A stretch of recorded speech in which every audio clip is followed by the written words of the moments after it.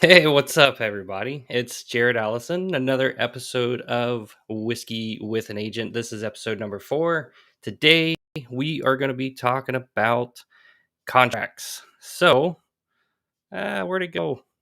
Dang it, I lost my, oh, I just had it. Well, I don't have my intro. So, I'm going to pull Chris up here. What's going on? Not much. After a couple episodes, you think we'd have this down fluid by now, but trial Uh, by oh, error. oh, wait. Oh, Hold on, oh. pause.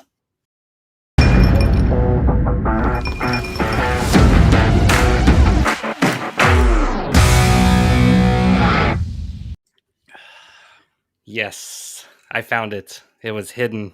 I could play it again if you want me to, but That's awesome. what's going on, man? Not much, brother. Just had my bachelor party over this past weekend, and I'm Nice. back in the saddle, ready to rock and roll for anybody who needs help buying, selling, investing in commercial. What Sweet, about you? man. What about you? Well, I listed 2 homes just a few Mhm. days ago, Nice. Where and at? Give the people one some info. one in Venetian Bay over in New Smyrna Beach, Okay. and another one in Deltona. And literally, the one in New Smyrna Beach, 3 days on the market.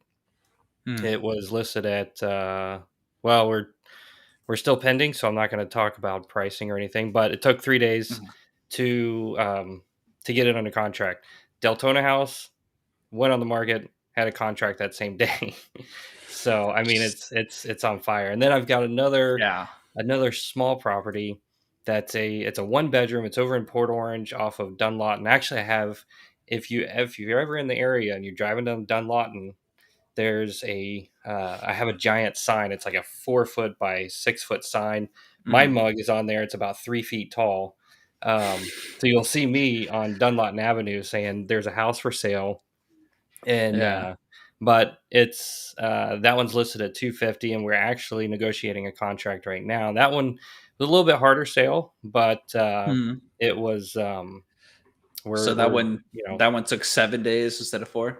yeah, exactly, exactly. So, well, I mean, and it was it's an interesting little property because it's actually zoned neighborhood preservation, Hmm. which allows for obviously single family, but then also multifamily, or you can even convert it into like a commercial office building or something like that. So, Very um, interesting. That's a lot cool. of variety that you can Potential. do with that. So, Yeah. So I guess it depends on like what's going to be the biggest bang for the buck because since you can go into so many types of avenues, so that gives it the kind of a differential in value in terms of the land. right. Yep. So And it's that just like, was is there more value in it being a commercial than it might be in the seller's best interest to rezone it for commercial? Therefore, you yes. can sell it for a higher price. Right. And So, that was the hard part trying to figure that out. pinpoint that price point, because if you're just looking at the house, then yeah, the Hmm. it's a small house. It's a 1 bedroom, 1 bath. But if Yeah. you're looking at the use of the use of the property and what's around it and what the city of Port Orange is doing, it's right down Hmm. the street from that new Riverwalk thing that they're building and Yeah. everything. So there's a lot of potential for growth right there. So Dang. it's going to be interesting. So Good luck with we'll that, man. see. Yeah, we'll see what happens. But like I said, we should be getting a contract on that one um, here in the next either tonight or tomorrow morning. So Fingers crossed for you, man. Fingers yeah, crossed. yeah. So, So quick question: what are you drinking tonight? well, I'm drinking the same thing I was drinking last time, and that is my go-to Blue Label. Glenlivet, Yeah, Blue Label. Glenlivet. I love So it. the Founder's Reserve. But I know you, Chris. You've probably got something different, don't you? Yes, I do. I'm Of not sure course if you I do. mentioned this one. So this one's Red Breast number 12, Okay. 12 year. Yep. And this was shout out to Zach Gorodnick, a good buddy of mine who was in town about a month or so ago. And we went liquor shopping and we shared different flavors of whiskey. And we got Oh, each nice. other. I got him like a Japanese whiskey and he got me this. And Oh, very I got to cool. say, I love it. It's delicious. Yeah. And Yeah, and we got to spend more time over the weekend because he came with me to the bachelor party. So it was a Very great, nice. great Very time. cool. Absolutely great time. So highly Cool. recommended. Yeah, I'll have to try that. One of these days, I will get me a different kind of whiskey. Hey, you But got your favorite it's go-to. It's perfectly fine. yep. Well, no, it's good. It's been a busy couple of weeks. I actually just got back from a trip. I went to India for a few days. I work for the airlines as well, and Mhm. for anybody that doesn't know, and yeah, I did my first trip out to India. So that was interesting. It was a 14-hour flight going there and a 14-hour flight coming back. So That's a long, long flight. Do you pilots just like take turns sleeping at that point? yeah, so there's four of us on board, and Oh wow. so the first two after we take off and we're cruising, the first two will go back and it was about a 6 hour break. So they'll go back, take a nap, do whatever. And then they come up and then me and the other pilot go back and take a nap. And we have like in this airplane, we have like our own little bunk bed area and stuff where we can actually lay down and get some actual sleep. So it's That is so it's crazy. it's That's not too cool. bad, but it's just a long time to be on an airplane. I hope you get like more. I would imagine you get more because it's a longer duration of a flight further away, like cross Yeah. country. Like it's Yeah. got to be, or international, I think is the correct term. Yep. It's got to be a better payday for sure. Yeah. Yeah. Yeah, A couple, like it what, does 2 days total of unpleasantry for some good pay. right. Right. Well, this one was a 4-day trip, so we left on Sunday and then I got back this morning, Mhm. back at the house about 10 o'clock this morning. And you So don't not have too bad. any jet lag? Oh, I do, but I'm hiding it. I'm hiding it. You're doing a great job. I'm used to it. I've been doing it long enough now that I get back and I'm tired. I almost fell asleep earlier today, but I usually push through and just get a good night's sleep tonight and go for it. So, That's awesome, man. um, but yeah, so that's what I'm drinking. That's what you're drinking. I want to know Yep. what everybody else. What are you guys drinking? You drinking whiskey? You drinking beer? Drinking a Drinking some cocktail? vodka? Drinking some Yeah. agua? What are y'all What drinking? what you got? Let us know. Post something in the comments. Yeah.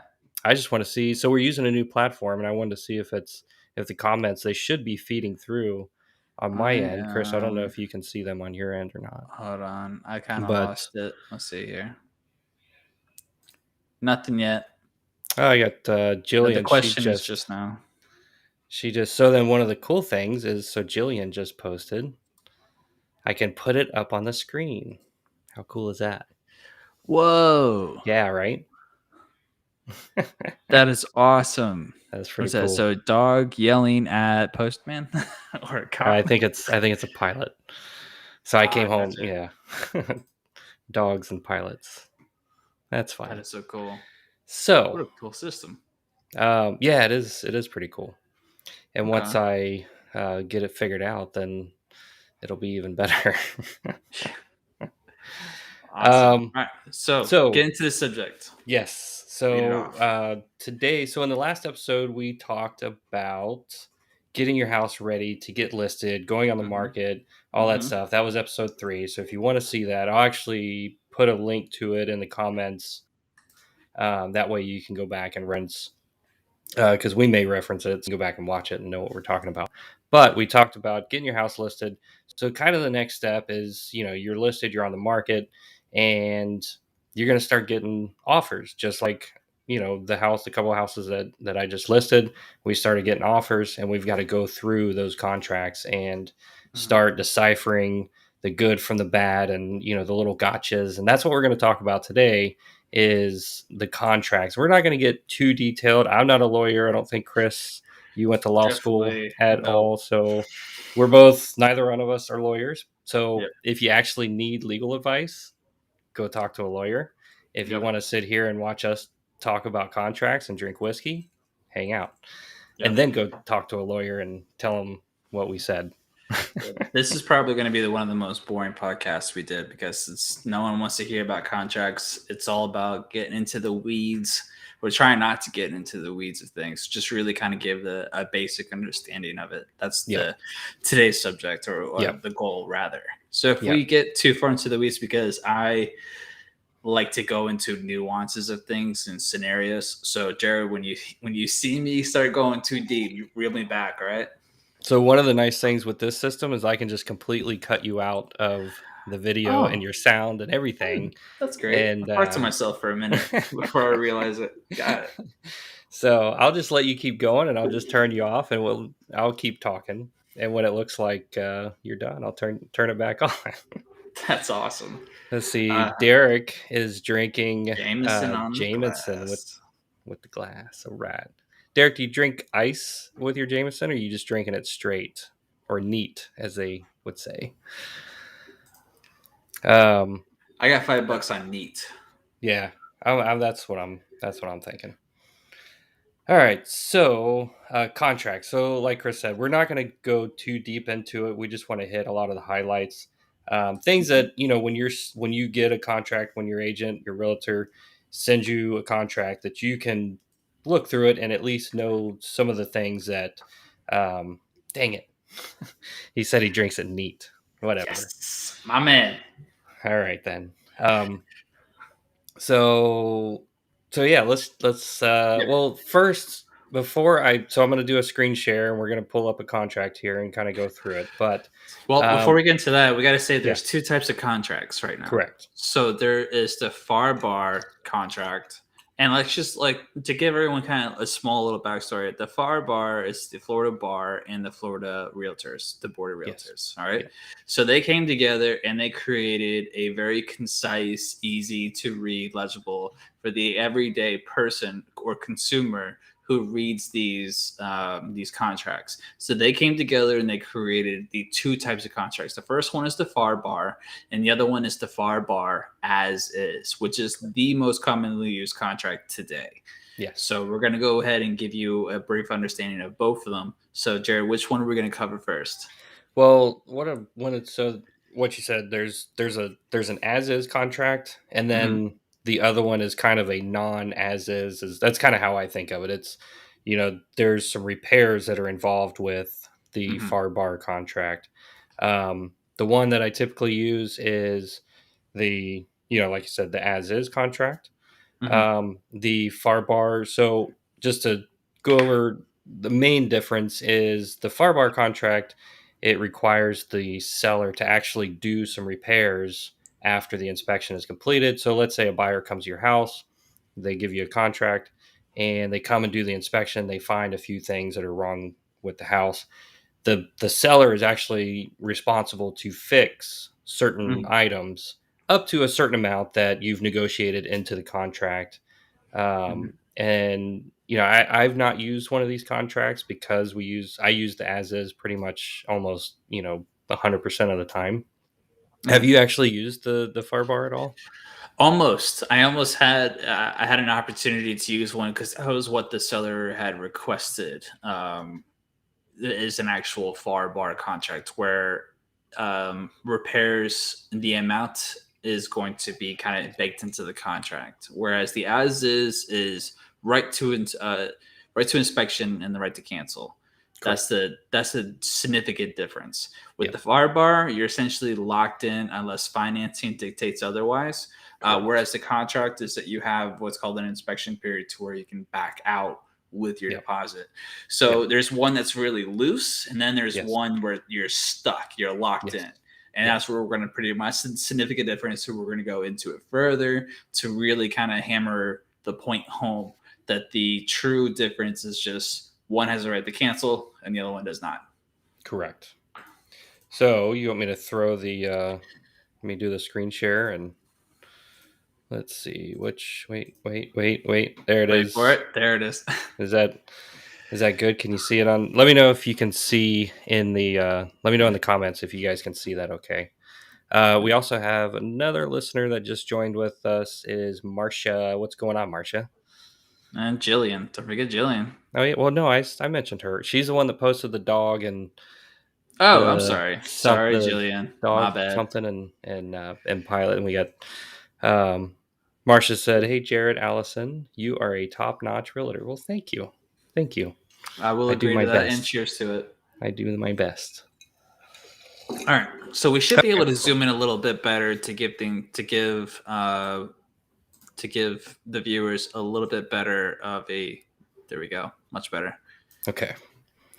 So, actually, let me just so you can see the whole thing. All right. So I mean, starting at the top here, and names, address, legal description, that all comes from the county tax records.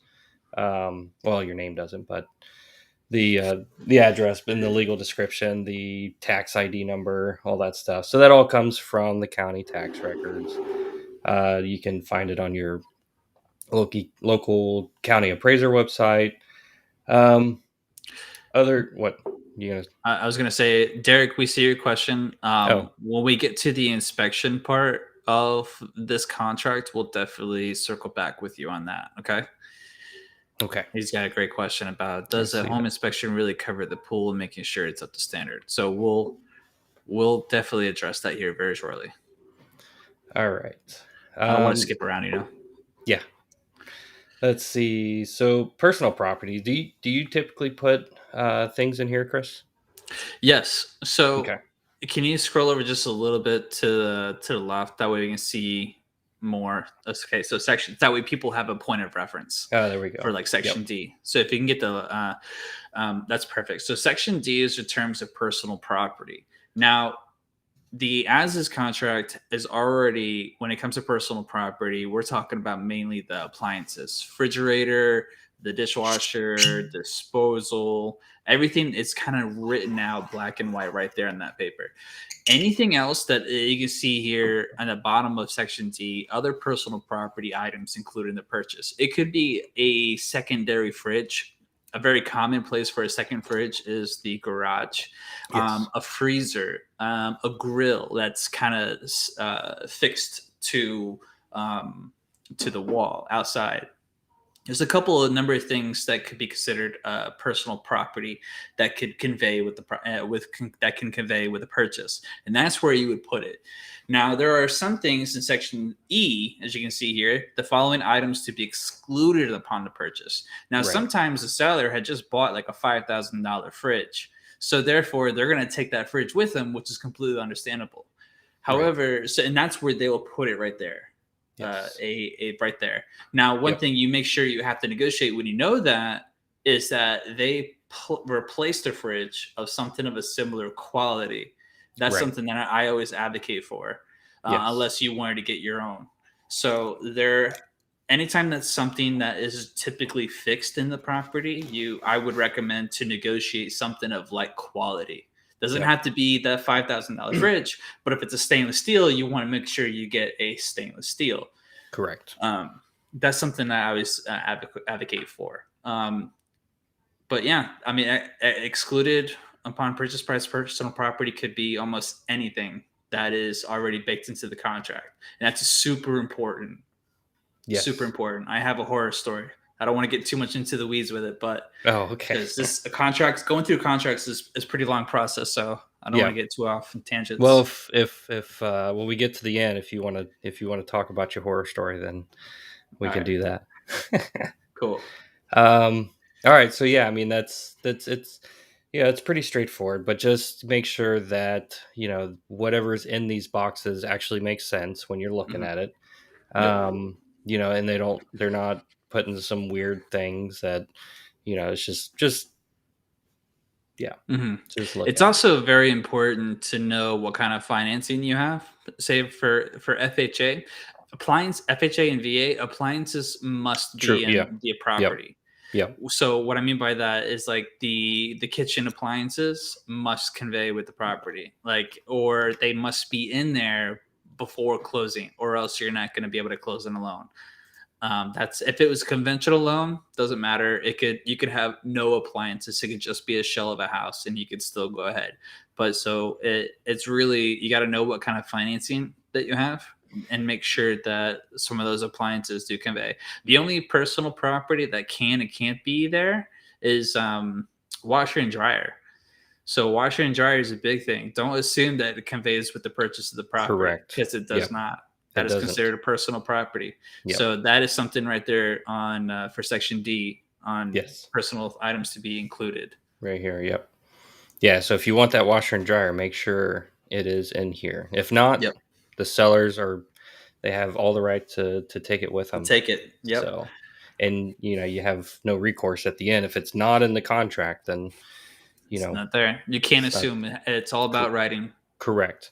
So Okay. one of the things I've learned about contracts, and my dad's always said is, just because you and I might know each other, and we know, we're good to verbally say, yes, you can have this or you can do that. But if it ever has to go to the court, the judge, the lawyers, nobody knows what you and I talked about.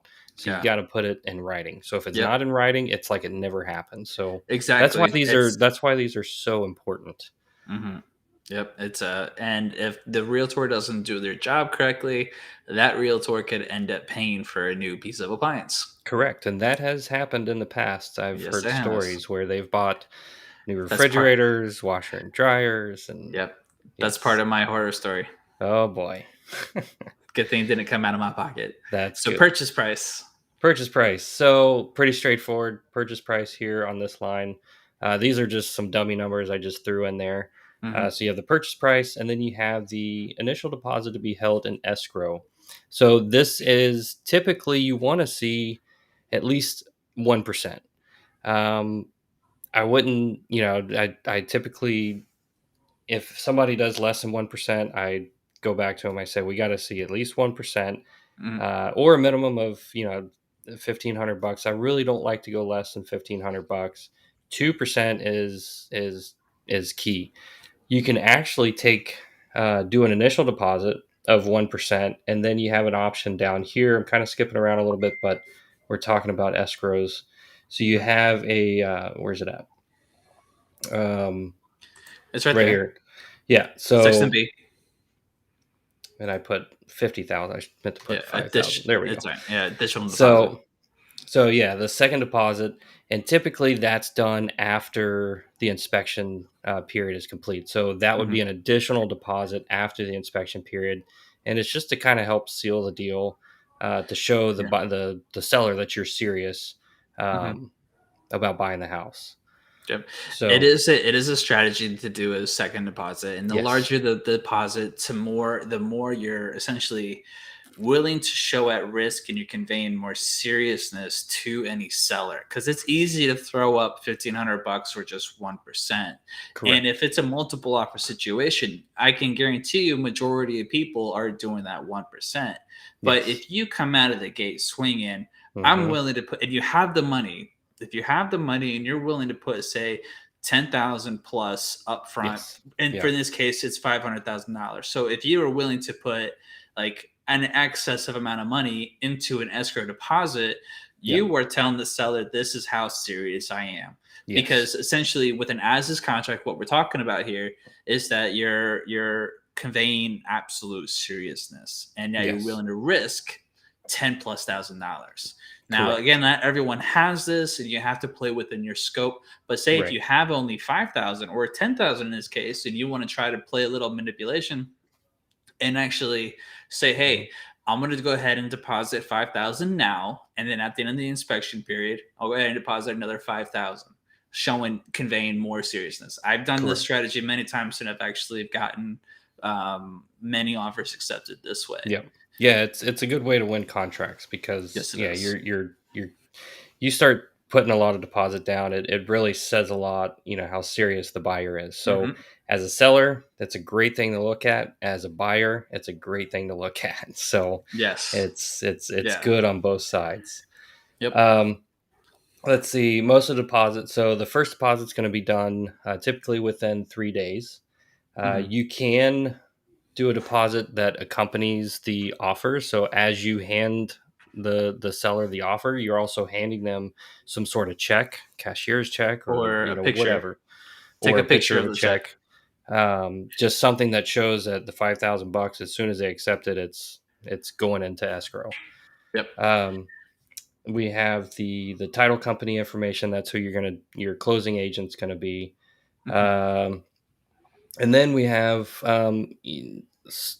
so I had a contract that we just got today, and the buyer's agent didn't fill any of this out.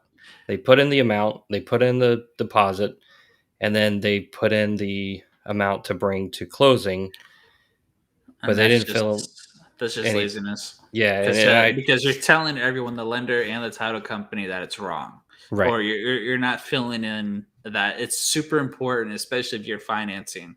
You need to Yes, put Section C finance express as a dollar amount or percentage of correct, the loan amount. So if you're correct. doing 10%, you do $500,000 times 0.9, so 90%. Right. And then you go ahead and you minus $10,000 because you put 5,000 escrow, you put another $5,000 in addition, and that will Yes. tell you exactly how much you're financing. It's Yes. super simple math, and the fact that that agent didn't do it just invokes laziness. So, as Correct. a someone who's representing a seller, and I see this, I'm like, if he's being lazy on this, what else are they being lazy on? Right. And then you need to go and scrutinize the contract and go through with a finer tooth comb. Right. And there is something that we need to make sure we address, is that our contracts fall on two types of days. There is business days, and then there are calendar days. There's a significant difference, and there's a lot of back and forth on what days kind of fall upon. Yes. So Yep. your initial deposit due within 3 days. So this is a common question I get, Jared. I don't know about you. It's Yeah. like, okay, so the question typically comes out, so when do we deposit this? Before a contract's accepted or what? And I'm saying, so when the contract comes back, if you're represent the buyer and you are the buyer, if the contract comes back to you signed by the seller, that is Mm-hmm. considered the effective date. Correct. The following day is considered day one, because Yes. you have 24 hours in a day. So if Correct. the contract came back at 11:50 at night, there's no way day one's over. So Right. that's the effective date. So day one starts on the following day, and then Correct. you count 3 days to that. Right. And the same thing applies for, or actually, that same thing applies, but should that third day fall on a weekend, Saturday, Correct. Sunday, Yes. or a national holiday, Mm-hmm. that third day automatically extends to the next. Because we just had Columbus To the Day next on Monday. business day. Exactly. So we just had Columbus Day. So if you went under contract on Friday, Saturday is gone, Sunday is gone, Monday is gone. So Tuesday is your day to turn in that deposit. Yes. Yep. So it's and I think it's even by 5 p.m. on the next business days. Yes, that's correct. Because you're falling under business day. And the reason why that is because title companies 9 to 5 and banks are 9 to 5 with the occasional 6 o'clock, depending on who your bank is, your banking institute. So that falls under a business day. So Correct. long as you get the deposit in and you can show proof, whether it be like a proof of receipt or a picture, and you turn that in, you're good. You're not in a breach of contract per se. Yes. So so that that's for the escrow, and that holds true with all dates through the contract. So as you see dates, um, Sorry, what Cole. Indigenous oh People Day. Excuse me. yes. Well, and you had said that, and I was going to correct you, but then I was like, well, I we're not here for that dispute. We're here to talk about contracts. Yeah, But that's a yes, different subject. So we just got something. Monica just joined us. She missed the beginning. What's the subject? So we just covered days. There are two types of days of the contract. There is calendar days and there are business days. Calendar days fall from a 24-hour cycle, so 12 a.m. to 11:59 p.m. And then business days are essentially 9 to 5. yes, and also Monica, we're talking about real estate contracts. I don't know. She said she missed the beginning. What's the subject? I'm not sure where she jumped in, but we're talking about real estate contracts. And if you're selling a house or buying a house and you have a contract, you're going to make an offer. You need to be able to, have a little bit of familiarity with what you're filling out, what your realtor's filling out, and then what you're ultimately signing and responsible for at the end of the day. So yeah, that's what we're talking about.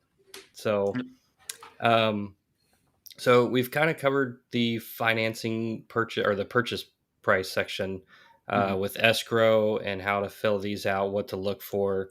Basically, just your realtor should be able to look at this real quick. And like I said on that last contract that I had, this was just all messed. He actually had the amount that was, or he had the balance to close as the amount of what the loan was going to be. So he had it as the buyer was going to bring, like $300,000 to closing, and I was like, well, that's not because that's not right, because those numbers aren't adding up.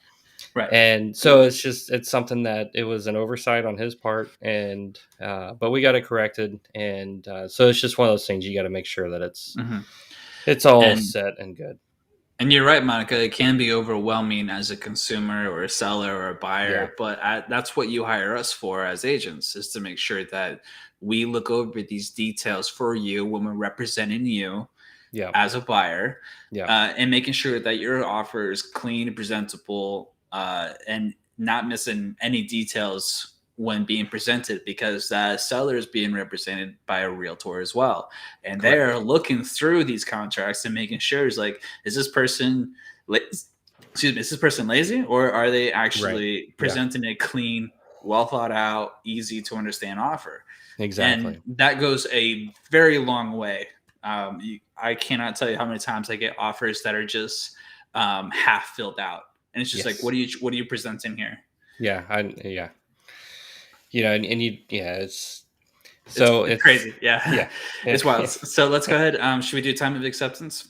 Yeah, so time of acceptance, this one's pretty straightforward. So, Hmm. you get a contract, an offer today, and right now most buyers, they want to see some sort of response by the next day. Or the I same day, actually, and or they just or push that.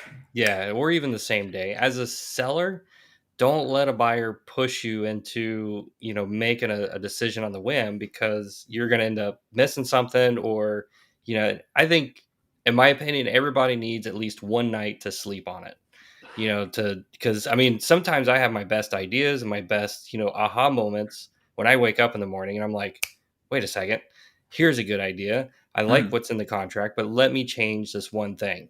Yep. But if I go and I just sign it right away, then it's Yeah. I'm not going to be, ultimately, I'm not going to be happy with it. So Yeah.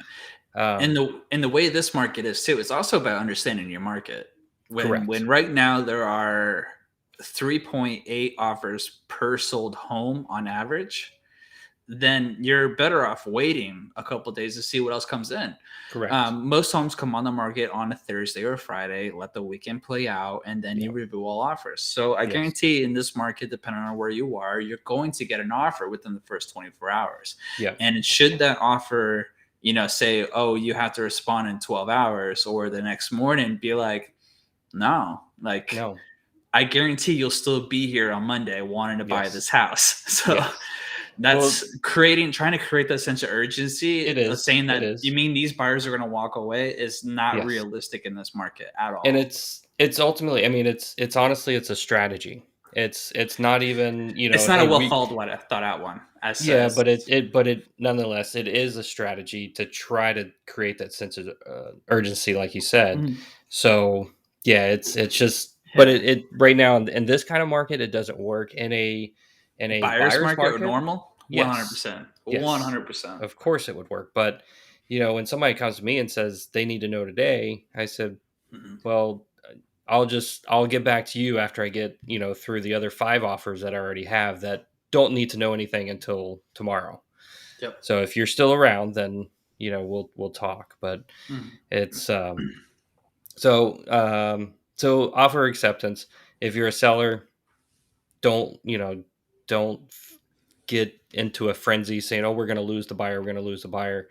There's Yeah. so few houses out there right now that if somebody took the time to look at your house, come up with a price, and fill out a contract and sign it and send it to you, they're not just going to walk away, because There's no way. chances are this is the only house that they're looking at right now, because there's so few on the market, Mhm. and they're afraid that they've probably already missed 4 or 5 other houses because Yeah. they got outbid or whatever. So the buyers are desperate right now. Exactly. So So when you push that time of acceptance, as a seller, don't necessarily worry about that. As a buyer, you gotta look at least 24 hours. yes. Especially Yep. if the market at the house just came on a Friday. Right. make Right. that acceptance date to say Monday or Tuesday. And I do Yes. this. I honestly Yeah. do this. I make it a prolong. That Yeah. way it shows that, hey, we're here. Here's our offer. You have Right. plenty of time. I understand there's more offers. It's inevitable right now in this market. And just kind of play to what they want. And I actually, when it comes to the close date, now I actually leave that open because some sellers are looking for their next house as well. Correct. So in that case, just like, hey, seller, what's the best day for you? Go Yeah. ahead, put it in there. That Yeah. works. But if you're on a time crunch, things can play out. And Yeah. plus, if you leave the time of acceptance longer, you don't have to come back and correct that if they choose your offer. Right. You know, That's true. And it's I'll even sometimes go as far as I'll just leave that section blank as well because hmm, I'm I'm here to buy a house. I mean, if you accept it today or you accept it tomorrow, I mean, if it's a good offer, you're going to accept it. If it's a bad offer, you're going to come back with a counter because you want to yeah, sell your house. I want to buy your house. yep, So there's a mutual agreement there that we both want something out of this deal.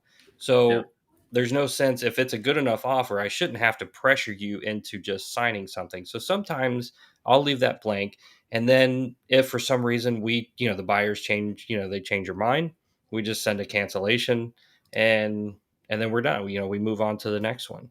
yep, Or the seller is going to choose somebody else, and we don't win the offer, and then again we move on to the next one. So sometimes I'll leave blank. I've never actually left the closing date blank, but I usually put something in there just because uh, well, I not to rush the sellers, but just to let them know is like, hey, I I can close, by this date, or as a buyer, I'm selling my house and I cannot close until this date. So I want mhm, the seller to know what my situation is. So I'll put something in there, but usually yeah, as an agent, I'll let the other agent know, say, hey, I put in, November 30th, but my buyers are good for November 15th, or they can't do it until they have to be November 30th or later or something. yeah. And I think that also just having a conversation with the agent. So many times Yes. I've gotten offers and I've never had a single communication with this Correct. agent other than I Correct. want to see the house or I want to show the house.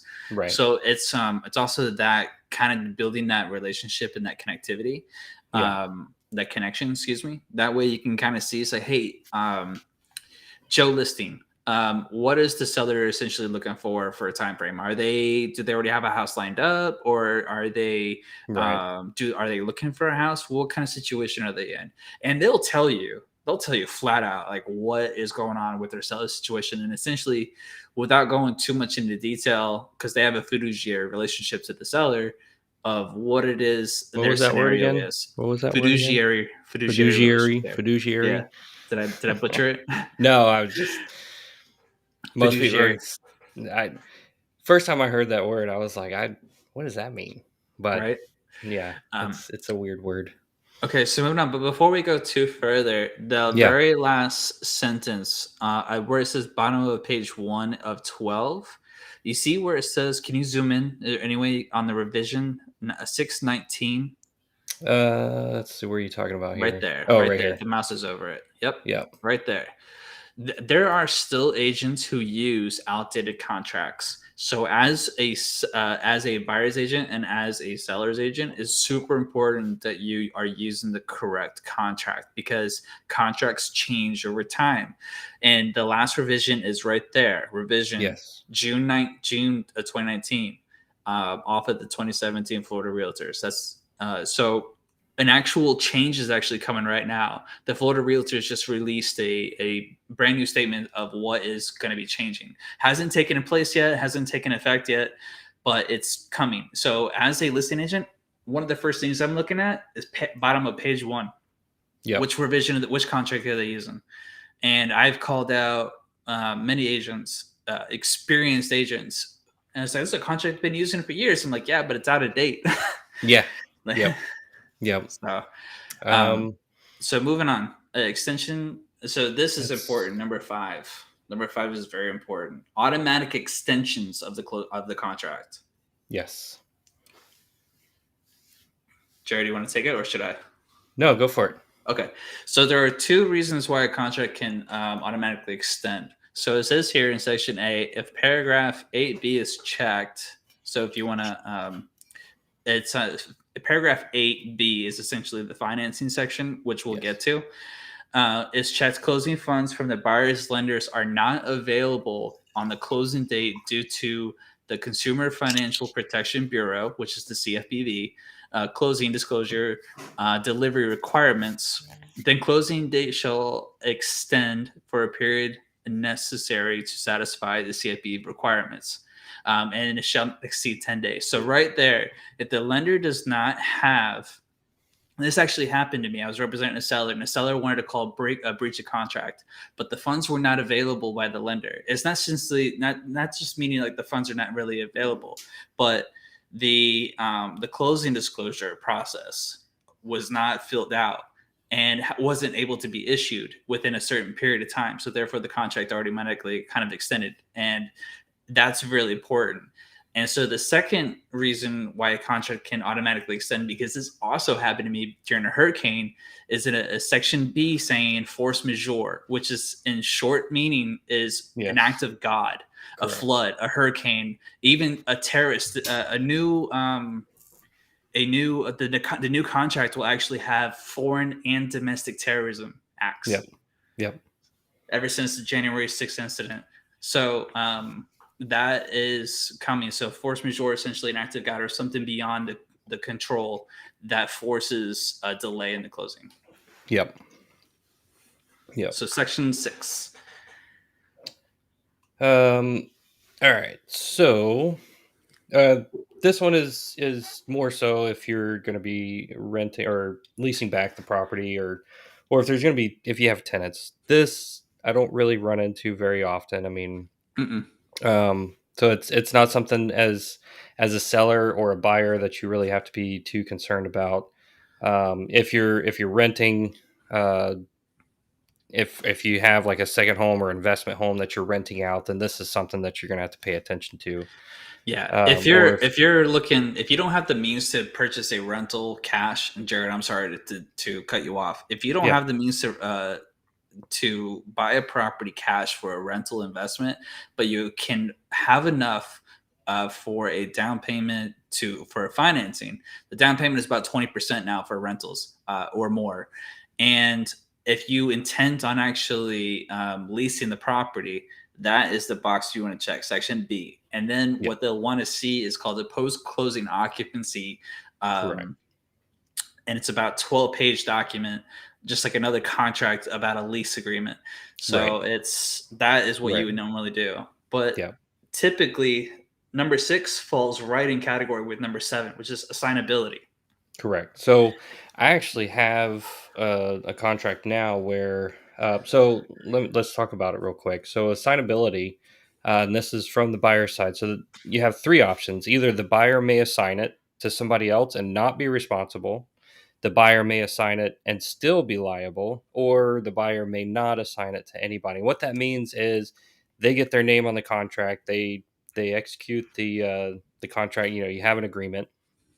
And then now that buyer wants to pass the sale on to somebody else. It could be, you know, anybody. You don't know who they're going to pass it on to, and then whether or not that person who signed the contract is still liable. So let's say they pass it on to somebody, that other person flakes out, doesn't buy it. The original person is long gone. You'll never hear from. They're not liable for the contract. So that first option here, this one right here, I get pretty nervous about if I ever see that. And sometimes you'll see that from investors who are just, wholesalers, investors. They come in, they're just buying it, and then as soon as they get a contract, it's like the stock market. I mean, they go and they waive it and they say, "I've got this contract. Who wants it? I'm going to sell it to you for more money." And then they assign it to them, and hopefully they go on through. I just had a contract on that came through where the buyer selected this one, and I called the buyer's agent and I asked him. I said, "Hey, what's going on here? Why are we assigning? Who are we assigning it to?" And in this case, so it's an investor, and he may want to assign it to, so he's got his name on it. He may want to assign it to one of his LLCs or something like that. So Mhm. not a super big deal, and he's still liable. So if his LLC, or if he decided to assign it to somebody else, if Mhm. that other person doesn't buy it Yeah. or follow through, then that original person is still liable. So this one is not too bad. The most common one is going to be may not assign this contract. That means Mhm. whoever's name is on this contract is the person that is going to follow through and purchase the property. So that is the most common one. That is the one I 99% of the time I see, except for the one contract that I just had where it was this one right here. Another reason people do it is, it might be a family member that's putting it, getting the contract going, and then they're going to assign it to another family member Mhm. because they're trying to help them buy a house or something like that. It's nothing that typically it's nothing that is it's not a scam or anything like that, but it is something just to be aware of. If it's anything out of the ordinary, if it's not this, then you want to ask questions. What's going on? And that's what we Yeah. did. I asked the Yeah. agent questions. Have you seen? Do you see a lot of that? Investors predominantly, Yeah, yes. I yeah, did have one. It was a condo. We sold it. It was definitely a little undervalued because it was a little roughed up. And the buyer was an investor, and he did have it. Buyer may assign and thereby release from further liability. yeah. And so it did get transferred, and luckily that new investor did purchase the property. Now it does manipulate the numbers at the end of the day of, but the math still works out because what happens is typically with a wholesaler say, hey, I have a contract for $150,000. Hmm. I will sell it to investor B for $155,000. So therefore he goes under contract, investor B goes under contract for 155,000, and investor A takes that $5,000 difference and dips. Yes. Says thank you. Yep. And so that is a very common move. That's something that I got to experience. But yes, Jared, I'm with you 99% of the time. Yep. You're looking at may not assign this contract because if investor A comes in and assigns it to somebody else, there's nothing promising that investor B from continuing the contract. And it could be day 7 of a date of 8-day inspection period, and that investor dips out, and great, now you're out 7 days of a contract with the buyer who wasn't serious to begin with. So Correct. it's very important that we know who really is kind of buy. Is this someone who's planning on living in it, or is this someone that acts is that's an investor? Correct. Yeah. So again, it's one of those things. If it's out of the ordinary, talk to your agent about it. Let them talk to the other agent and figure out assigning it and what's going on. And Yeah. but it's so, because what we're talking about here is just for you as the homeowner or the home buyer to Us. know when you see these contracts. I mean, it's a lot of stuff going on here. So this is just for you to kind of be able to go through and be like, yes, I remember. Yes, I remember them talking about that. And it's not main, it's not the checkbox that I think should be checked is not. So I'm going to have my agent. So you're aware of these things now. Yeah. So you're going to talk to your agent and you're going to say, hey, this is different. This is Yeah. different. What's What's going going on? on? So, because otherwise you just breeze right through it and be like, okay, there's a Yeah. checkbox. That one's checked. That one's checked. And Yep. you're not really thinking about what is what. So, Mm. And yeah. and Jared, would you agree that these contracts are really for the seller of the buyer's intentions? Yeah. Yeah. You know what? Do you kind of see where I mean by that? It's like Yeah.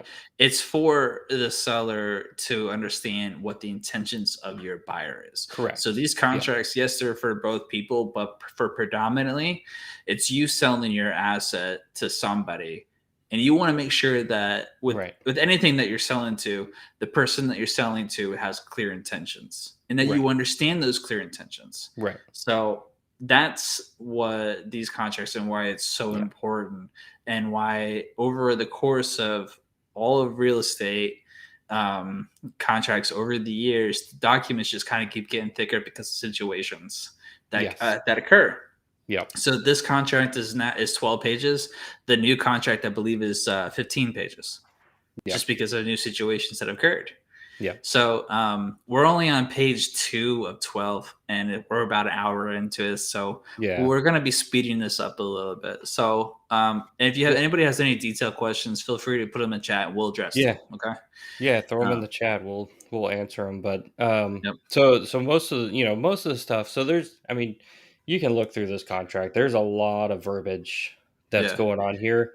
What really we want to concentrate on is the spots that can be altered. I mean, the rest of the stuff, nobody's going to alter, all this language down here. This was written by lawyers. It was written by, Hmm. other real estate agents and lawyers and everything that everybody that has, law degrees and whatnot. But Yep. everything that can be altered, that's what, I really want to cover here. So Hmm. let's jump into the financing part of it. So, I mean, essentially, there's two options. You either have cash, or you're going to get some sort of loan.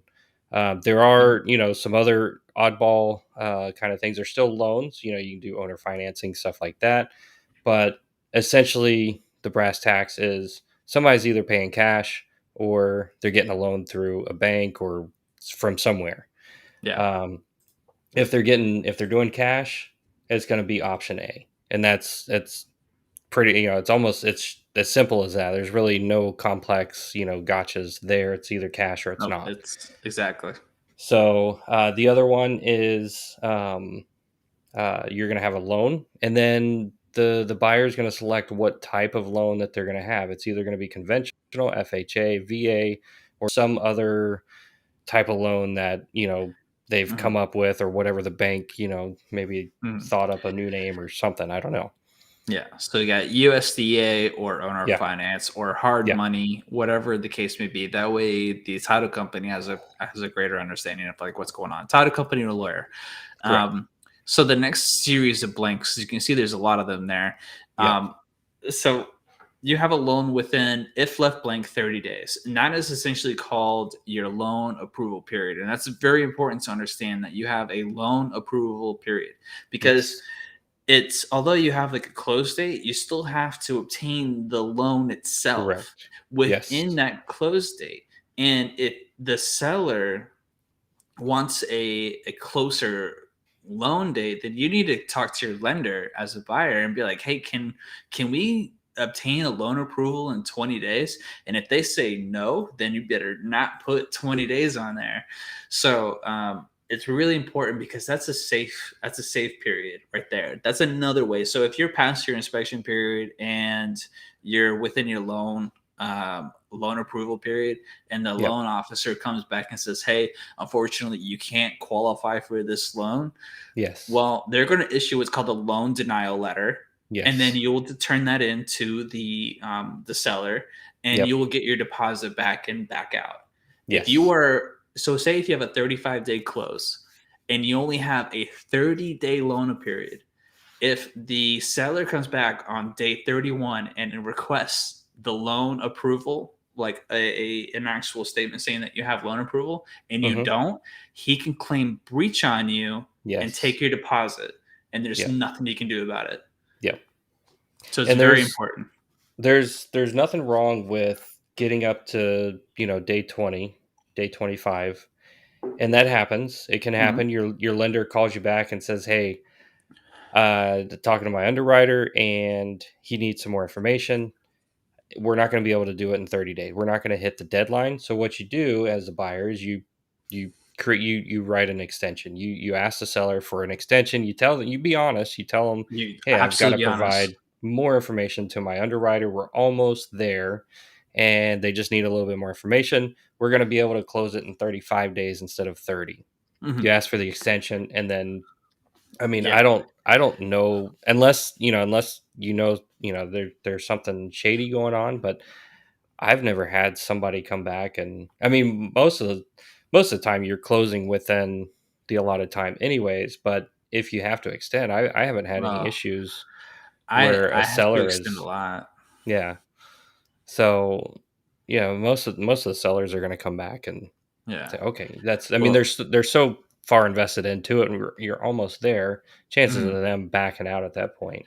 Yeah, or it's pretty slim. And when I say, Yes. like, I have to do that a lot, I mean that on the seller side. Like, when I Yeah. represent the seller, I Yeah. am if I am not, um, on them hardcore about what's happening on a weekly basis or Mm-hmm. twice a week, like, what's going on, where we at, where we at, where we at, and Yep. if I'm not getting the communication, my red flag is starting to get raised.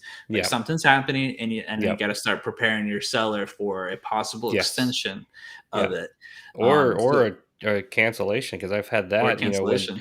When the buyers go dark and I don't hear from them after multiple texts and emails, Hmm. I start getting nervous. And typically, in Yeah. my experience, I eventually get an email or a response back saying, "Hey, we're gonna have to cancel," and then Hmm. it just it Yeah. so it but nonetheless, um, again, just being able to recognize this stuff, what Yeah. kind of loan the buyer is going to go after, whether it's conventional FHA, VA, Hmm. or one of the others that Chris talked about, USDA or owner financing, something like that. The time here, and we have to abide by this time. Unless we put something different, we could put 35 days. The buyer Yeah. may have talked to Easily. the lender and said, "Hey, I can't do a loan in 30 days. This type of loan is going to take me at least 40." So you put 40 Yep. here. There's nothing wrong with that. Um, but it just, you have to be aware of these dates as a seller and a buyer. And then also kind of moving through, you have fixed, adjustable, or a combination of the two as far as interest rates. Most of the time I see fixed rates. I don't really see adjustable rates, especially now. Mhm. I mean, the rates are so low. Everybody wants a fixed rate at 2.99%, whatever it is right now. um, and then not to exceed a certain percentage. I mean, That's usually I always left blank. That's yeah, usually I don't. always left blank. Yeah. So, and then the for terms, and it could be a 15, 20, 30 year loan. Yeah. They even have 40-year loans now. You know that What?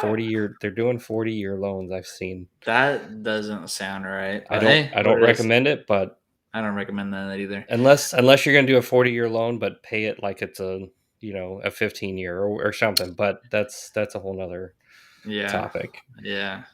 Um, and Buyer then shall make mortgage payment loan application for the financing within 5 days of left blank. Well, typically, majority of the time when you're submitting an offer, you're submitting a pre-approval letter. you've already So done you've it. already done it. So it's Yes. already checked off. Yep. So that one's already done. Hmm. So typically not even an issue. So let's keep going. Um, this section here, I mean, I don't I never touched that. know. It's not applicable for the majority of Yeah. the scenarios. But Yep. this section right here, closing costs, fees, and charges. So we're Yes. now in the era, I call it the era of know before you owe.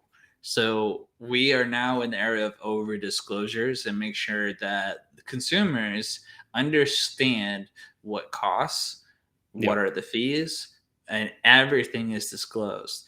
But because of 2006, not everything was known or properly disclosed by lenders to consumers. Right. Um, so we're in the era of know before you owe, and Section A is cost to be paid by the sellers. You can see it there, and majority of these are either percentage based or they're a flat rate.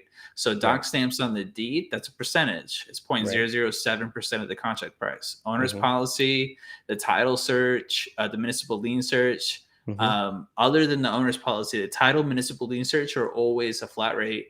Um, then you have to the right of that the HOA, recording other fees, seller fees, and then that little section that says other. If you're a buyer looking to ask the seller for closing costs, that Right. section right there is what you put right there. Yes. So if Right you're here. asking for 2% or $500, whatever the number, that's where you put it. There's two Right. places where you put it. That's one of them.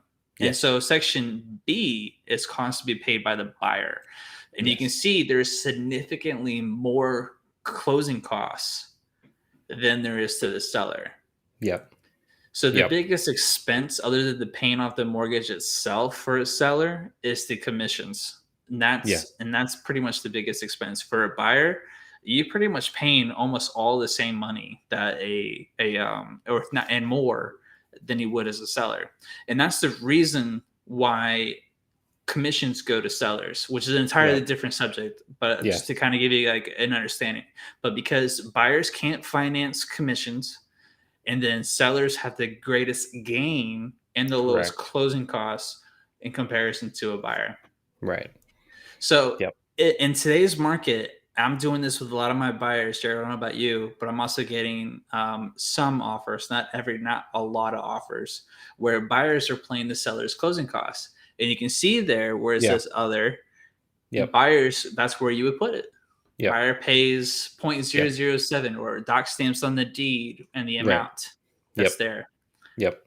And it's a ultimately it's a strategy to help win a contract if Yep. if we're in a competitive market. So not only am I going to give you a full price offer, I'm going to help you with some of your Mhm. closing costs too. So it's definitely a strategy. So Yep. um I again, do it all the time. something to look through, something to be, aware of. Typically it's, most of Mhm. the time we kind of, unless there's just a ton of offers coming into a seller, this'll, it'll be blank. Yeah. Sellers aren't going to pay, anything for the buyers right now. Yeah. Not right You know, now. if anything, the Depending on where you are. buyers, correct. So again, just something, if they're not blank, again, talk to your agent, Yep. figure out why they're not blank, and then go Yep. from there. And Um, before we go on even further, I just want yeah, you guys to know that in section B and in section A, all those things, majority of the rest of this contract is going to be disclosures and standards. The disclosures are common addendums that go with the contract if the yep, scenario calls for it. And then the standards is pretty much definitions of our commonly used terminology. And yeah, you can see here as we go a little bit further how costs be paid by the buyer will be starting to break down and into like a further definition.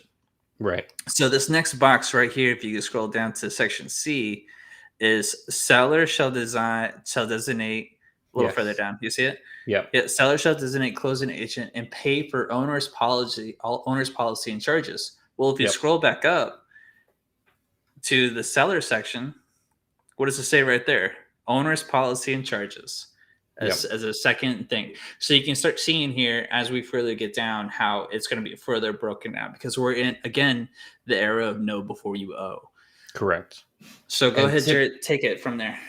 typically, so this, the first box here is the one that's typically checked. The seller is going to choose the title company. The seller is going to pay, or they're going to, designate the closing agent and pay for the owner's policy and charges. I actually haven't had any contracts where this one is ticked. At least, Oh, you all know, the time. do you? Yep, all the time. No. Yeah. What kind of is it?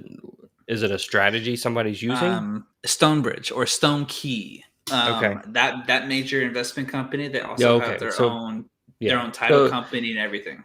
So that makes sense. I mean, if it's an investment company that has their own title company, then yes, then Yeah. that investment company is going to use their own title company and escrow and all that kind of Hmm. stuff. But Yep. typically, for what I see on residential stuff, it's if it's not an investor, if it's just one person to another person, Hmm. the seller, this box is checked. The seller is picking the closing company, the closing agent, and paying Yeah. for it. So yeah, and they split costs. So that first box is where, excuse me, the seller pays for their owner's Yes. policy and the buyers Yep. pay for their own owner's policy. Right. The buyer shall designate closing agent and pay for owner's policy and charges. You're actually accumulating more Right. charges, more costs. You're willing to Correct. pay for the seller's owner policy in a sense. So I got Correct. to be careful with my interpretation here. But in essence, the most commonly checked box is that first one. Yes. Um, and then, so we're not going to talk about this is Miami-Dade. They kind of have their own thing going down there. we're not down Mhm. there, so we're not going to worry about it. So Yep. um, let's see, home warranty. Right now, most of the time it's not applicable, but every once in a while you might see somebody requesting one that the seller pays for home warranty or something. If it's old appliances or something, maybe. But Mhm. typically, right now, it's going to be And NA, a or you can designate some sort of amount, not to exceed some certain amount. Typically a home warranty is what, 5, 6, 700 bucks, something like that, depending on the size Yeah. of the home, what kind of appliances, if is there a pool, that kind of stuff. Yep. And you can, as a buyer, you can ask the seller for it. You can split it with the seller, or you can Yeah. do it yourself. And you can do it Yep. at any time. So if the inspection period comes up saying that the AC is at the end of its life, but still working within its efficiency range, but you're not feeling too good about it because you're already dishing out down payment and closing costs. I don't want this thing to break down in the middle of summer, 2 months into me living here. I'm not going to be able to afford it to replace it. So therefore, Right. you can afford a warranty up to say like $500-600 for a 1 or 2 year warranty, and then you can apply that in the middle of the contract. You just got to make sure that your agent gets that information to the title and the lender. That way, they are aware of it. Right. Let's see. Special Um, Special assessments. assessments. So this is an interesting one. So most of the contracts that I've been getting are checked with B. So let's talk about special assessments real quick. These aren't the same as what a condominium are going to do. If they have to put on a new roof and they don't have the budget for it, they're going to put out a special assessment to all the owners in the condo.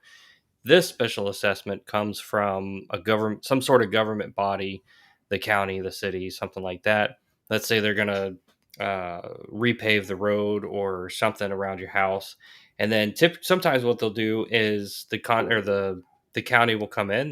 They'll say, "Hey, we're going to repave your road, and then we're going to put an assessment onto your property tax." So they're going to have you pay an uh, extra amount on top of your property tax for the next 5 years or whatever, until they recoup the cost of what it took to repave the road.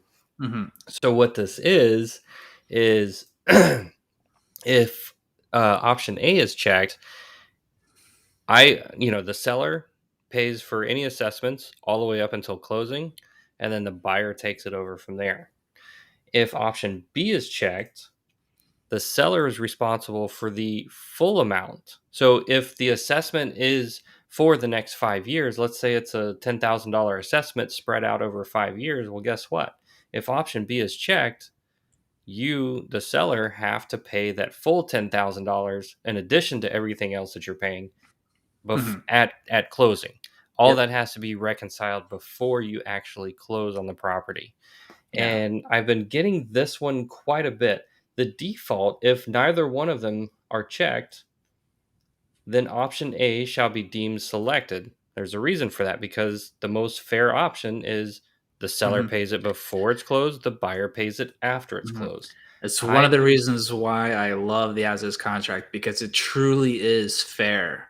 Yes. It's a really fair. Just by standard default, it's Yes. fair. Yes. Yep. And most of the time, if there's going to be some sort of assessment, you kind of have an idea of what the county's going to be doing in your neighborhood. For neighborhoods that maybe have some old roads, or you're just unsure, make Hmm. sure that this box is checked.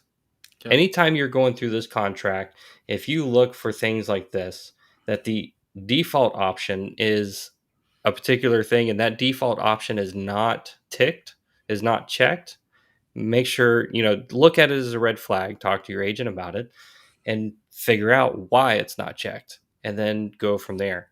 So that's kind of how, when I talk to sellers and buyers, I usually say, when you're looking at it, if the default option is not checked, talk to me, call me, let me know what you're thinking. And chances, I've already seen it, I already know what's going on, but Hmm. um, I want, my buyers, I want my sellers to be able to look at this and understand what's going on. Yep. So not, yeah, pretty straightforward. Do you have anything else to say on this one? Nope. I think the point was pretty much conveyed. Yep. Um, So let's this next see. section is just pure disclosures. Yeah, Uh, disclosures. This is just a timestamp here. it's nothing. That only Um, applies if you're in a flood zone, anyways. correct. The So next we can skip big through one this.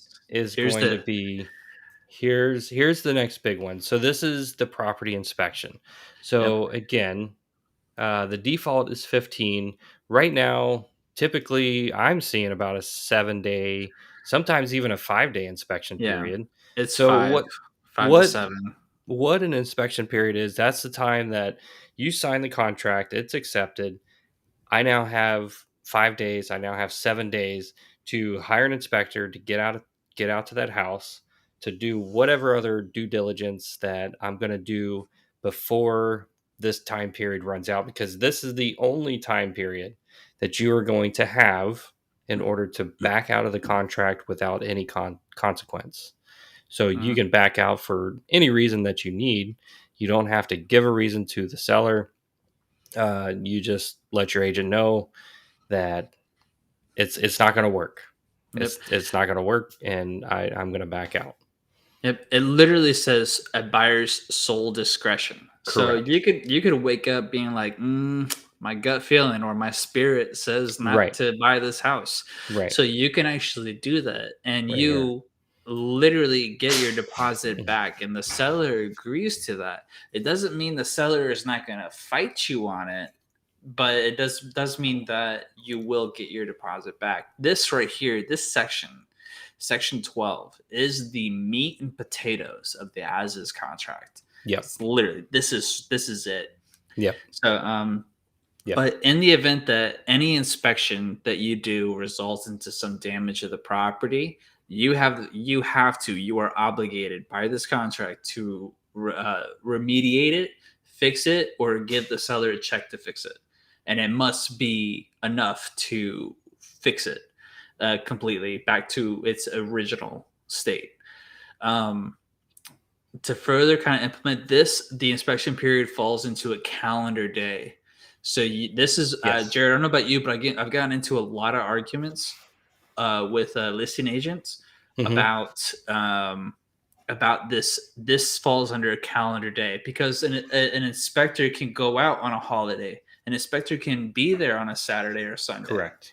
So essentially, you have until 11:59 p.m. to cancel to submit a cancel and release.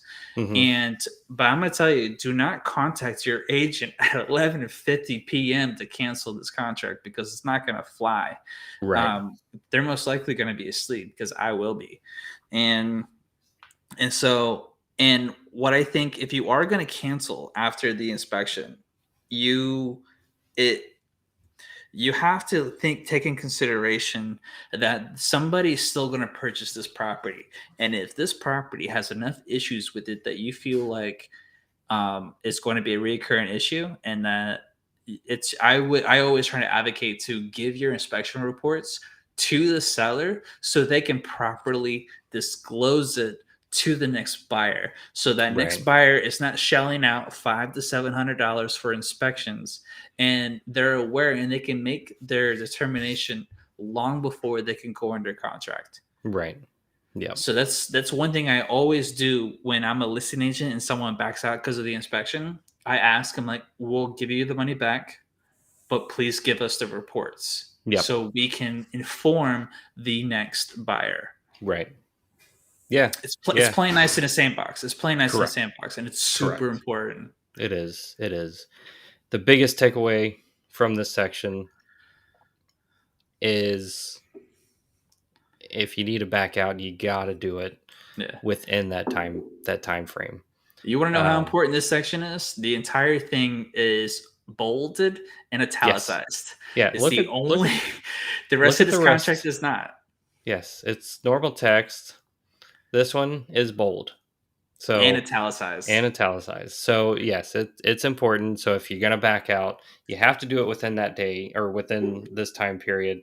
Yep. do all your due diligence. And if you're gonna do a short inspection period, a 5 day, make sure before you're even signing and sending this contract over that you already, if you're a buyer, that you already have your inspector lined up, because I've Yep. seen a couple of times where, you know, a seller, a buyer comes in, they send us the contract, and they have like a 5 day inspection Mhm. period, and then they call me up like 3 days later. They're like, "Hey, I need to extend my inspection period because I can't find an inspector." Well, that's your fault. What I So, mean, what am I supposed to do? I gave you 5 days. I accepted the contract because mhm, it was a good price, and you only needed 5 days to continue. do it. Now you need more. Yeah. Like, no, I'm sorry. nope. So So before we go any further, we got to address Derek's question. Does a home inspection really yes, cover the pool and make sure it is up to standard? Yes and no. So if you're going to hire an inspector, the inspector needs. I would recommend it being a pool inspector. yeah, That way they can give you, because during this inspection period you can have any inspection you want: mold, correct. mildew, WDO, general Septic. WIMIT, 4-point septic. Yep, Yep, pool, anything and everything, drywall. yep. And um, so I would recommend that you get it because it is part of the property. It's a fixed Mhm, structure. They're super common.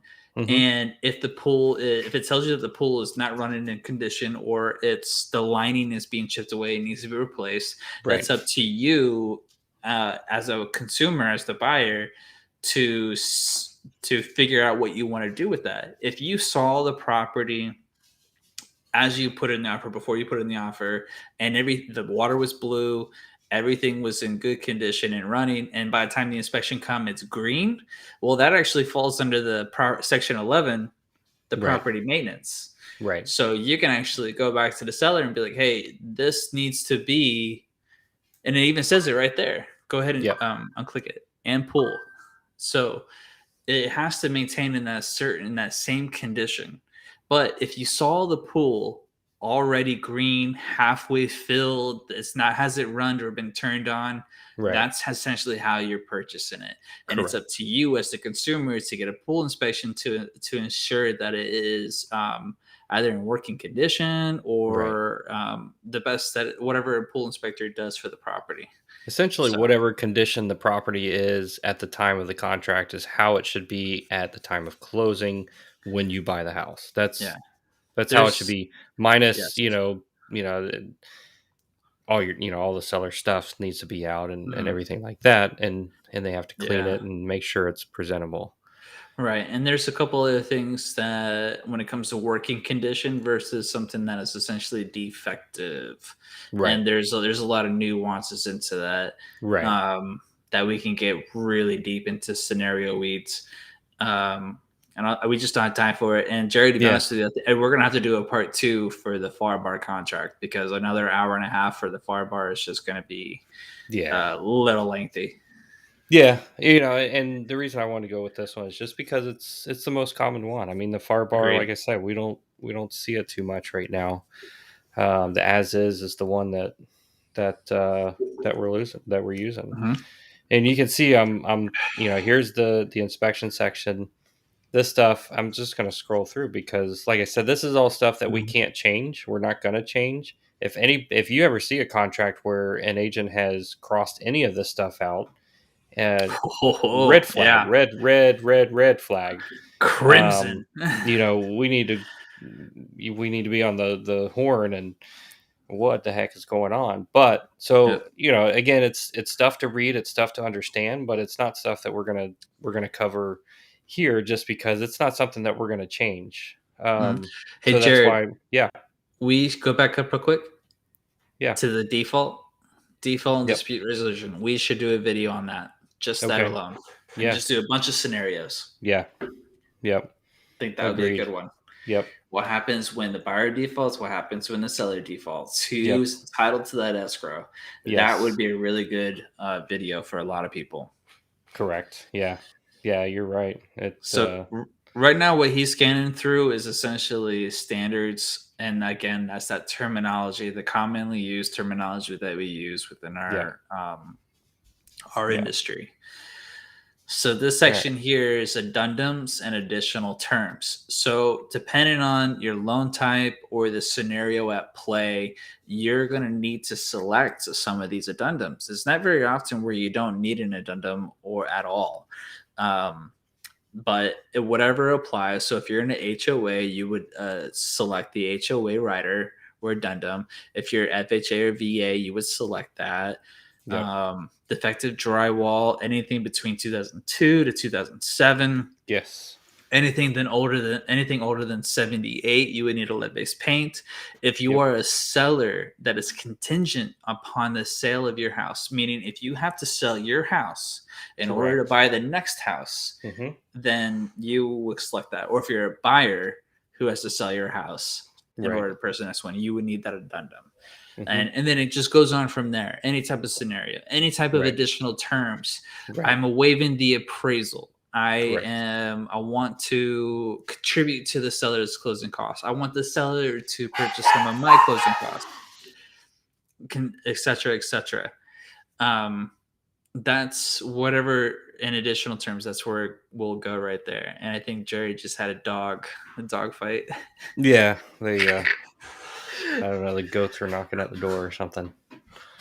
But yeah, What else? additional terms, all your addendums, make sure that the addendums are checked and make sure that they are, yes, I'm doing a video here. So make sure the addendums are going along with the contract when they apply, and make sure Yes. those are filled out as well. Yes. So sorry, that was my oldest. He's like peeking around. I'm like, I can't even concentrate now because There's so much going on. That's great. it's fine. Um uh But that's and it, man. but yeah, make sure these addendums, if they're checked, make sure they're actually there. That's what I was trying to say. Is I've seen a couple of times where these, these two are checked and I Mm-hmm. get the contract, but then I don't get this addendum, I don't get this one to know what are we appraising, what's the cutoff for Yeah. the appraisal, what is the FHA criteria that you're setting for this purchase. Yep. So all this stuff has to be there, especially this one right here. If it's pre 1978, this is a big deal. You also get a little pamphlet that talks about lead paint Mm-hmm. and the dangers and everything like that. Yep. So, all these things are super, super important to make sure that they're actually attached to the Mm-hmm. contract.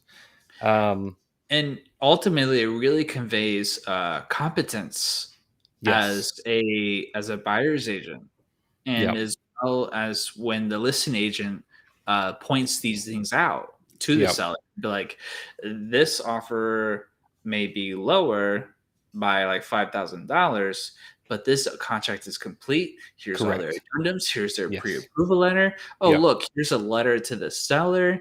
Whereas this contract, yeah, maybe $5,000-$10,000 more, but it's Right. incomplete. I have no pre-approval letter. Correct. I don't know Yep. what their terms are. Like Yep. we're missing disclosures, and you really have to say is like who's going to get this job done at the end of the day, because Yep. as a listing agent you can call the other agent all day long, but that person doesn't have to pick up their phone if they don't want to. They could be Correct. an absent person who only does this part-time. Yep. And so like it's competence, competence, competence, and Yep. that's the biggest Yep. takeaway for having a clean offer. It is. It is. It looks good. It's more presentable, and it's the cleanest offers are going to be the strongest, or it's going to help to advocate for your Mm, offer. 100%. This last section here is so you get the offer, you reviewed all the stuff that we just talked about, and then you're either gonna you basically have three options. You're either gonna counter the offer, and it could be it could just be just the price. It could be any one of those fill in items. It could be Mhm. the inspection date. I had one. The guy wanted a 20-day inspection. Oh We my god. countered back with 10. There's some nuances to the house. There's a lot of due diligence that needs to be done. So he was asking for 21. We said we'll give you 10. You know But so it doesn't have to just be purchase price. It could be, any one of these things Mhm. that we can edit. So again, I said there's three things. You're either going to counter, you're going to reject it, or you're going to accept the offer. Mhm. Those are really the three main things that you're going to do when you see an offer. I mean, do you agree with that, or you have something No, different? that Yeah, is 100% it, yeah. yeah. And the So thing is, the seller doesn't necessarily need to even say seller rejects the offer by clicking that box. You correct, can easily essentially it's everything's in writing. Through email is a form of correct, negotiation. Be like right, seller rejects it or right. no response at all. Correct. A You no can no I've response gotten is the that same as a as a rejection. rejection. So, Yeah. it is nice, it is kind of a courtesy thing to at least let the other party know that, hey, Mhm. we're going with another offer, or if that's the Yeah. only offer, that, hey, we're rejecting your offer. Just, you don't even have to counter. Part of Yeah. a strategy is for the seller to not even counter and just say, hey, essentially come up with something better, and Yeah. then, we're not even going to counter what you offered. Mhm. Yeah, there are um, years worth of just scenarios stored up in my head of just crazy, Yeah. um, off wall, just no consideration, no thought process to how these some of these buyers agents and investors. I'll Yeah. get emails saying like, "Will your seller accept 164,000?" I'll literally respond and say, "LOL, is that your down payment?" It's Right. like, Right. and for a house that's like Oh, $250,000, yeah. just like, are you Yeah. serious right now? And it's funny. Yeah. It's like you're literally emailing me Yeah. and it's saying like And if with it's that. with contracts, and my biggest thing is, we get verbal offers, we get these email offers. At the end of the day, if it's not in a contract, in my opinion, it's not a valid offer. It's not even So an I offer. agree. It's just, I Yeah. mean, I can walk up to anybody and say, "Hey, I'll give you $100 for that watch." But Yeah. unless it's in a contract, it doesn't really Who gives mean a a whole shit? lot. Exactly. It's So what's in it's writing. especially for real estate. So I mean, yeah, we get all these emails, and I got one the other day. The house was listed at 329. Hey, I'll give you 225 cash. Would your Yes. seller be willing to do that? And I didn't even bother it with a response, but Yeah, that but too. again, if why would you even email me? Just fill us, if you're an agent, I can fill one of these out in probably about 5 or 10 minutes. Most of the A good stuff, one. A good a one. good one. Like Yeah, after some experience, like you correct, should be able to knock that correct. out in 10 minutes, 10 So 15. so if I'm gonna offer somebody something, I'm just gonna fill one of these out. I'm gonna send it over to them. So at least it's official. It's because guess what? If the seller wants to accept it, I don't want them to come back and say, "All right, we'll fill it out." By the time I fill it out, send it back to them, they may change their mind. If I'm Yep. gonna, if I'm gonna offer them something, I'm gonna send it to them. So all they got to do is sign, Mhm. and then they send it back, and then, hey, we're under contract now. So Mhm. it's it, Yeah. you might as well just do it. So yeah, all these emails and stuff, it just doesn't mean anything Yeah. unless you have the actual offer. It's pretty wild. So So the key difference again for between the as is and a standard FAR bar contract is that meat and potatoes of the inspection, the right to inspect and cancel. yeah, Um, and it's super important that you know exactly um, which one that you want to go with because you can submit an offer to a seller on the far bar guarantee for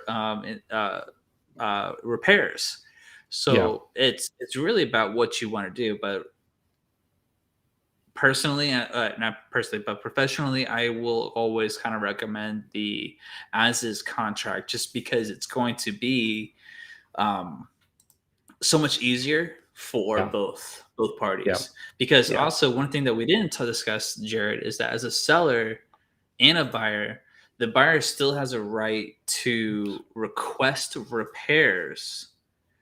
And there's a fine line there on what you can request, and the seller has the right to say no to those repairs. Right. So if it is a repair that is going to hold up insurance or Yep. hold up financing, then the Yep. seller, if you want the deal to go through, you should be inclined to go ahead and fix those items for insurance purposes and financing purposes. Yeah. If you don't and you say no, I'm not fixing it, this is as is, you're pretty ignorant because the next buyer you go to is going to have that exact same problem, that exact same issue, and you're going to be Yeah. like, what's with, you're going to blame everyone except for accepting the fact that you have this issue that's going to hold Yeah. up insurance and ultimately going to hold up financing.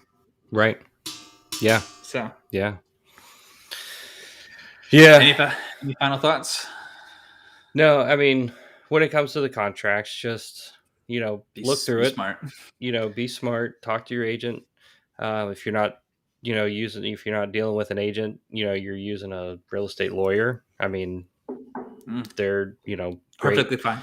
Um, Nonetheless, talk to somebody who has filled one of these out, who has looked at it more than just one time. Because a lot of Yeah. times for sellers, a lot of times for buyers, this is the very first time or maybe second time that they've ever seen one of these contracts. But I guarantee that most of them have just kind of perused it, looked over, okay, the purchase price, that's good. Closing date, that's good. Mm, Okay, sign. And then yep. that's about it. Honestly, that, before I got into real estate and and I bought my first house, that's literally what I did. I looked at the purchase price, I looked at closing date. Okay, that sounds good. None of the other Yeah. stuff made sense to me Yeah. because I That's didn't know scary. anything about it. So, That but is I so signed my scary. name to it and I'm liable for it. So again, just make sure, um, You even if your understand it. agent hasn't offered, go to your agent and say, hey, can you just give me the quick and dirty of what I'm signing here? Yeah. Do I And need anything to be concerned of? Is there yes, anything that's going to yeah, hold us up?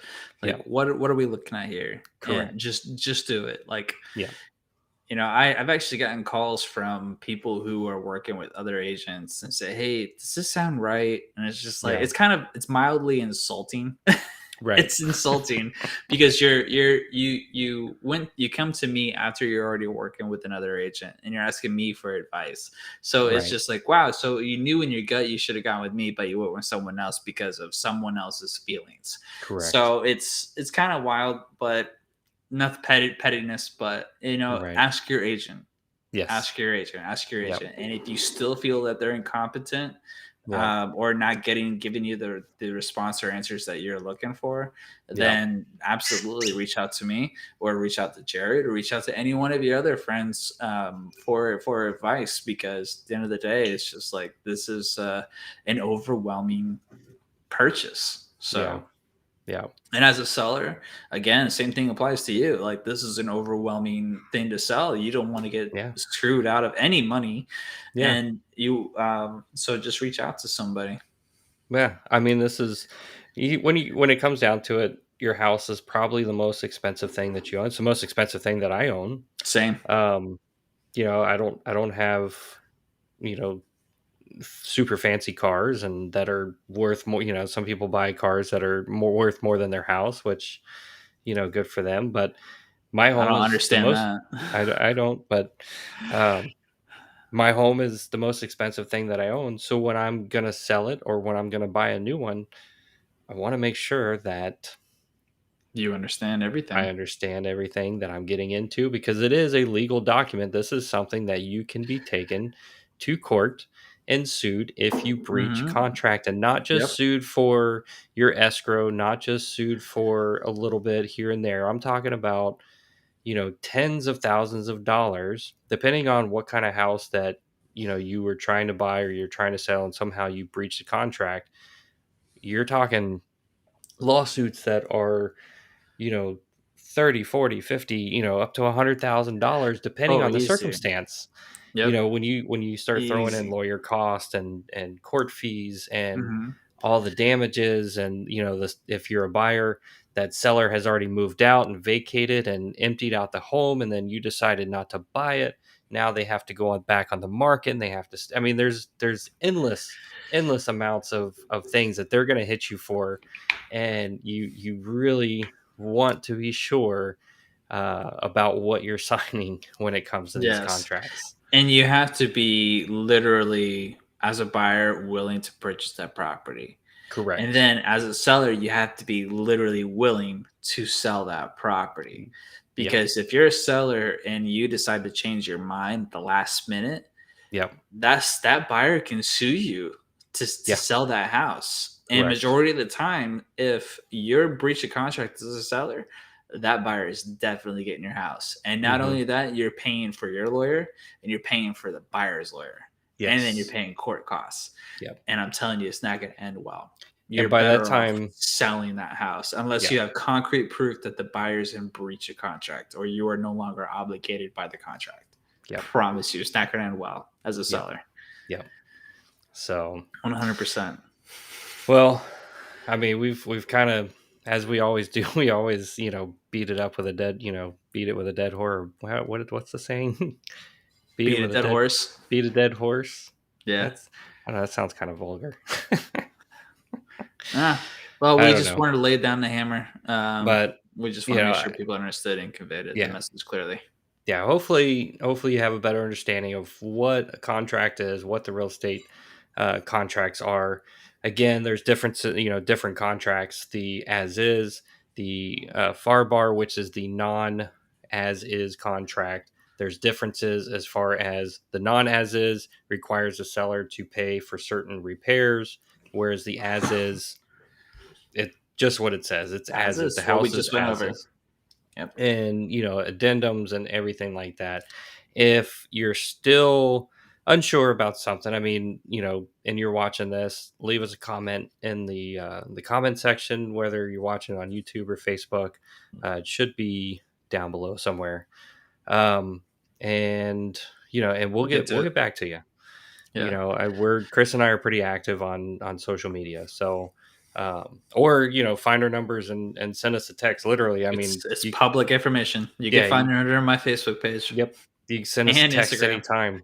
Send me, I Yep. tell you what, send me a text saying, just so I know that you're watching this. Send me a text, just something stupid, a smiley face, and be like, hey, what's up? Something like that. I don't care. Just I want to see who's watching it. But anyway, so kind of change the subject a little bit. So one of our fellow agents, and I didn't know him personally. I've met him, I think, once. Chris, Mhm. you knew him a little bit better, so I'll kind of let you talk about. Yeah. So a really good buddy of mine and colleague, Justin Gomez, recently lost his fight to COVID pneumonia, Mhm. and he is definitely one of the nicest people. A community of people are really hurt right now, and I've known him pretty much my entire real estate career, so going Yeah. on 7 years now, and I definitely cried. I lost a lot of faith today because he was a young guy. He leaves Mhm. behind an amazing wife and 3 kids, 3 awesome kids. And he was essentially their rock. He was essentially the breadwinner for that.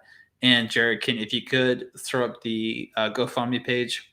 Yeah. As you can see, we've already matched the goal, but people are still donating, as you can see. And it's to really help out with his expenses Mm. to Deanna, his wife, and to his kids, because like I said, he was pretty much the sole provider, and yeah, it definitely it hurts. It hurts a lot. So I'm gonna post the yeah, GoFundMe. I posted it in the comments there. So so if yeah, anything if that you you want to, guys can contribute, I really appreciate it. And yeah. his he shouldn't have lost this fight, to be honest with you, because he was transferred to Advent Health, where they told him that there was an ECMO machine that would help him. And when he got there, they said, "Sorry, we don't have one." So to me, it Yeah. smells like wrongful death. And there's definitely some lawyers who are going to look into it. But anybody who can donate, I don't care if it's dollar or 50 cents, and if you can donate something to Yeah. help with his amount of medical bills, as you can imagine, his Yeah. service, everything Yeah. that's going to be needed. Yeah. So. And this is going to, his wife, his kids, Mhm. just to help with all that stuff. He, from what I understand, he was the main, breadwinner, I guess, for the Yeah. house, and so that it's a big loss for their family. So, um, but you know, cheers to cheers to Justin, cheers to the family.